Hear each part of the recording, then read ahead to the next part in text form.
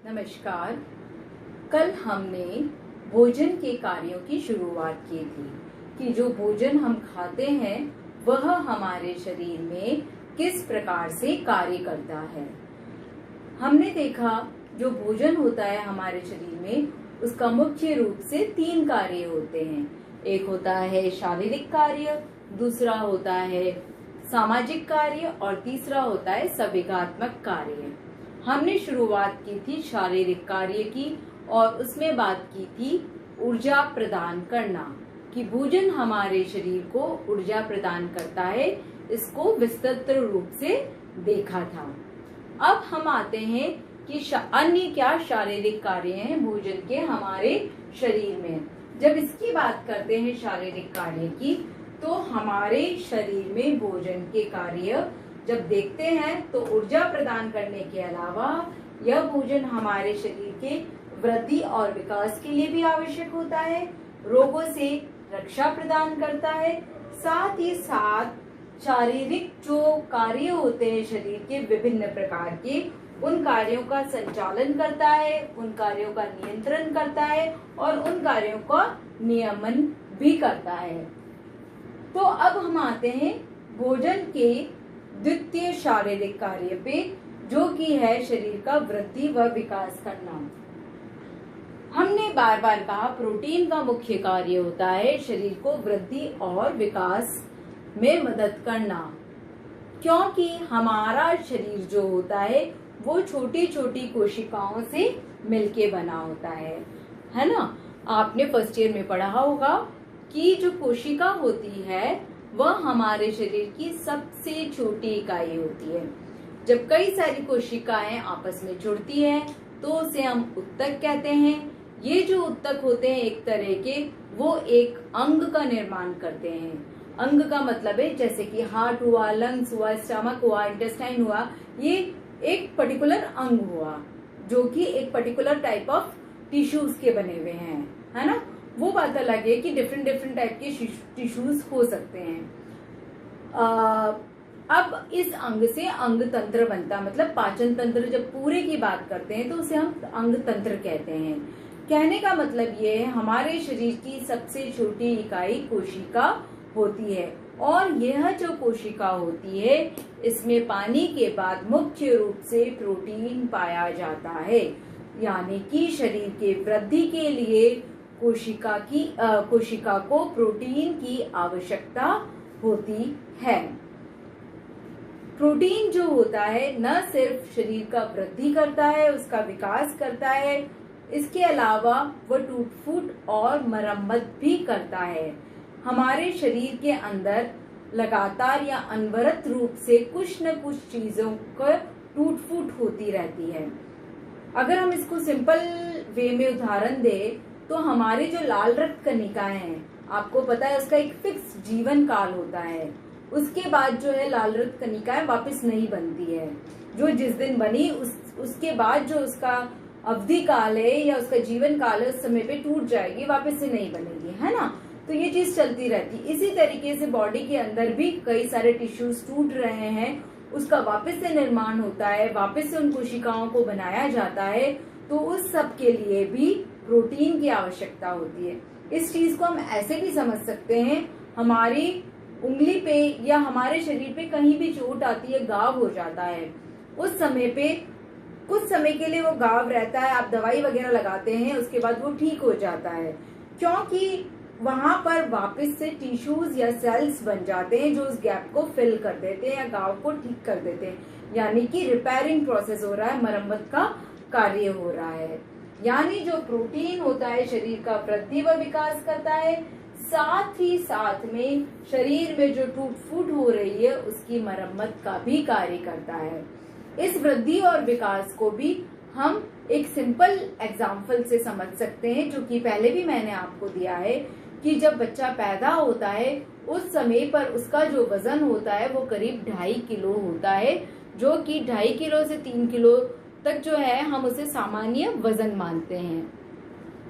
और जब वो एडल्ट बन जाता है यानी 18 इयर्स का बॉय या गर्ल हो जाता है, या हम कहे मेल या फीमेल हो जाती, जब उसे एडल्ट मान लिया जाता है, उस समय पर उसका जो वजन होता है वो 50 to 70 या 75 किलोग्राम तक पहुंच जाता है। यह इस बात पे निर्भर करता है कि उस व्यक्ति की हाइट कितनी है, यानी उसकी लंबाई कितनी है ना। जिसकी जितनी लंबाई होगी उसका वजन उस प्रोपोर्शनेट ज्यादा आएगा। इसी तरीके से बच्चों में जो लंबाई होती है, जब वो पैदा होता है उस समय पे जो उसकी लंबाई होती है वो करीब 40 to 50 सेंटीमीटर्स के करीब होती है। जब वो वयस्क महिला या पुरुष बनता है तो उसकी सामान्य लंबाई जो है 5 फीट से लेकर 6 फीट तक हो सकती है ना। वो डिपेंड करता है उसके जीन्स के ऊपर। यानी हमारे शरीर के वृद्धि और विकास के लिए प्रोटीन यानी कि न्यूट्रिएंट की आवश्यकता होती है, जो कि भोजन से मिलता है। इसके अलावा भी हमारे शरीर में कई सारे खनिज लवण भी इसके लिए आवश्यक होते हैं, जैसे कि आपकी बोन से उसकी ग्रोथ के लिए खनिज लवण, कैल्शियम, फास्फोरस चाहिए होते हैं।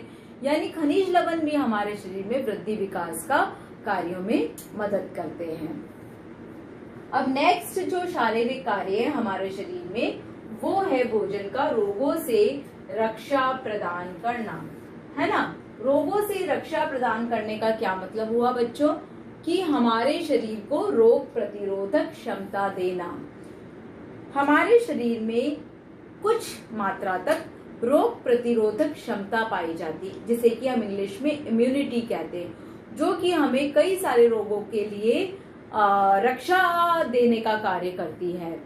आपको कईयों को जुकाम जल्दी होता है, कईयों को देर से होता है। जिसकी जितनी अच्छी इम्यूनिटी होगी उसको जुकाम देर से होगा। किसी को खाली किसी ने छींका और उसके पास खड़ा था उसको जुकाम हो गया, बिकॉज उसकी रोग प्रतिरोधक क्षमता कम है या उसकी इम्यूनिटी कम है। तो ये जो इम्यूनिटी होती है ये पर्सन टू पर्सन वेरी करती है, और यह जो है हमारे भोजन पर निर्भर करती है।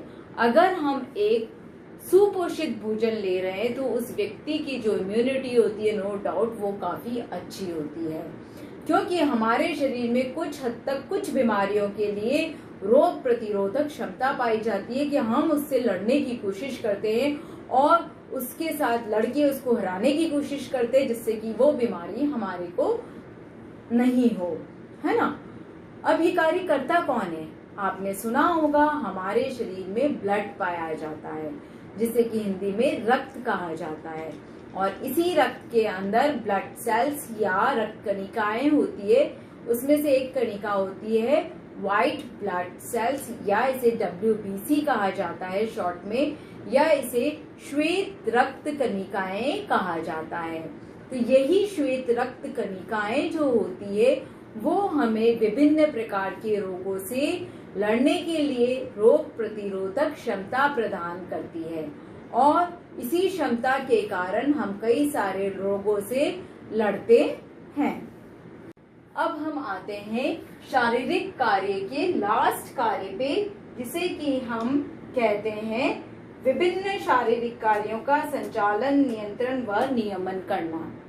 कहने का मतलब ये है हमारे शरीर में कई सारी इनवॉलंटरीज एक्टिविटी यानी अनैच्छिक क्रियाएं चलती रहती है, जिसका कि हमें स्वयं को कंट्रोल नहीं करना है, पर ऑटोमेटिकली हमारी बॉडी में वो चल भी रही है, उसका नियंत्रण भी हो रहा है और नियमन भी हो रहा है ना। तो इन सारी जो क्रियाओं के लिए विटामिन्स और मिनरल्स जो होते हैं वो मदद करते हैं, भले उसका संचालन हो, नियंत्रण हो या नियमन हो। इस चीज को बनाए रखने के लिए हमारे भोजन में उचित मात्रा में विटामिन्स और खनिज लवण का होना जरूरी होता है। ये जो अनैच्छिक क्रियाएं हैं, जैसे कि हमारा हृदय जो है वो धड़कता रहता है, जो कि आपको पता है 1 मिनट में करीब 72 से 80 टाइम्स धड़कता है। इसी तरीके से वो जो ब्लड है हमारे पूरे शरीर में पहुंचता है, वहां से अशुद्धियां लेके ब्लड वापस से हार्ट में आता है और शुद्ध होता है। इसके साथ ही श्वसन क्रिया लगातार चल रही है। हमारे शरीर में जो हमने खाया है तो पाचन की क्रिया अपने आप चल रही है। हमारे मसल्स का कॉन्ट्रैक्शन या हम कह दें कि मसल्स वाली एक्टिविटीज लगातार हो रही है, जिसके थ्रू की यूरिन बनता है या फूड आगे बढ़ता है। तो ये जो सारे कार्य होते हैं यह हमारे भोजन के द्वारा ही होते हैं। अगर भोजन में विटामिन और मिनरल्स की उपस्थिति उचित मात्रा में है तो हमारे विभिन्न शारीरिक कार्यों का संचालन, नियंत्रण और नियमन अच्छे से हो पाएगा। इस तरीके से भोजन का जो फर्स्ट कार्य था शारीरिक कार्य, जिसके अंतर्गत थे 4 कार्य: ऊर्जा प्रदान करना, वृद्धि व विकास करना, रोगों से रक्षा प्रदान करना। लास्ट में था शारीरिक कार्यों का संचालन, नियंत्रण व नियमन करना। यह खत्म होता है। ठीक है। इसके बाद के जो भोजन के कार्य हैं, जो कि सामाजिक और मनोवैज्ञानिक जो कार्य हैं, वो हम अगले जो कक्षा है उसमें बात करेंगे उसके ऊपर। धन्यवाद।